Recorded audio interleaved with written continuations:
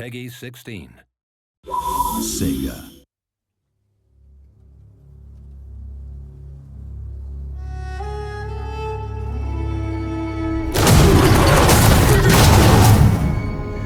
Rome 2 is epic in scale. It's a world-spanning, world-conquering game. To create that grandeur and that epic sense of scale, we need to create audio that really supports that.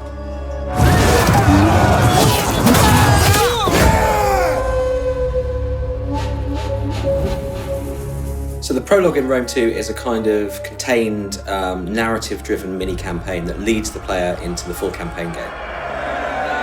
Soldiers of Rome, we have travelled far together, down a path not of our choosing. So we have Mark Strong playing the part of Silanus, who's the kind of protagonist in the prologue. Mark Strong is a great actor. He's worked in numerous films, Kick-Ass, Sherlock Holmes. Mark is perfect for the role. He's got power and gravitas. You can just feel the strength in his voice when he delivers a line. Fate and the cruelty of man compelled each of us to draw our weapons, stand back to back, and defend our lands against the common foe. He kind of starts off as a mid-rank Roman commander, and then as the prologue progresses, he sort of rises up in rank to eventually become a proconsul. He's a very accomplished military commander, the kind of guy you would follow into battle. Although interesting in the game, the more successful he becomes and the more power he accrues, he seems to fulfill that old saying that power corrupts and absolute power corrupts absolutely. It is clear that evil left unchecked will always find Rome. It's very important you understand the character you're playing in order to give the game some life. We shall forge our destiny together! If you're trying to find a way to give him gravitas and make him believable, you've got to make the lines sound like somebody who you would follow into battle. We did not seek this war. It is our homes at birth. So I've given him a kind of gravelly strength. He definitely draws the player into the game right from the start. He sort of builds up his character really well, and just kind of the weight and command in his voice works really well. My work this morning, there's been a lot of rallying call to battle, so as far as I'm concerned, Romans spend most of their time fighting, it seems to me. For Rome! Music is incredibly important in Rome 2 because it sets the tone for the historical backdrop, and it really draws the player into the atmosphere of the ancient world. It helps deliver the emotion in the game. It helps deliver the grandeur and the spectacle. And it helps us to create an identification with a particular culture. Largely, the inspiration comes from the visuals and the game itself. It's usually a case of sitting down and playing the game, looking at still shots, prototype artwork. That's probably the biggest challenge, actually working out what do we make Rome sound like, what do we make Romans sound like. They must be punished! And working out that musical formula or style. We've recorded the music live with the Slovak National Symphony Orchestra. We'd worked with them previously, and I know the setup and the sound there, so it was a simple decision really. The conductor was a guy called Jeff Atmajan.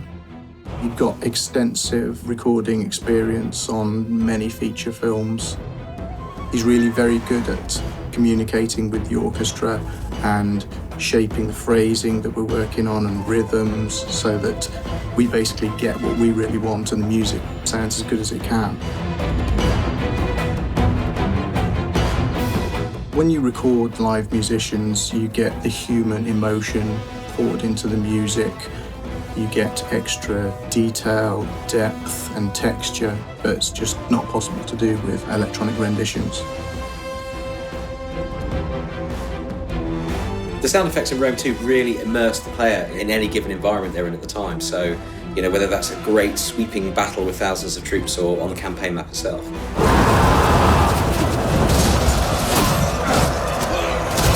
I think believability is probably the main reason that we need to have good sound effects. because you want people to make it feel like they're a general commanding an army as opposed to someone playing a game. This will never end. We recorded a lot of the assets ourselves here, as well as in the field, as well as at Shepparton Studios. And so we've recorded tens of thousands of individual assets that have been recorded from scratch. So that really does make the battlefield come alive when you can zoom into two guys fighting it out and hear exactly how we think it should sound in that era. Some of those guys really suffered for their art. We had them standing around in full suits of Roman armour being struck with blunt instruments to kind of replicate the sound of metal on metal that you hear in battle. Those guys really worked hard for us.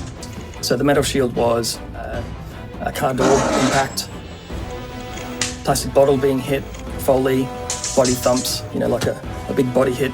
We used a giant metal spatula for sword ring outs.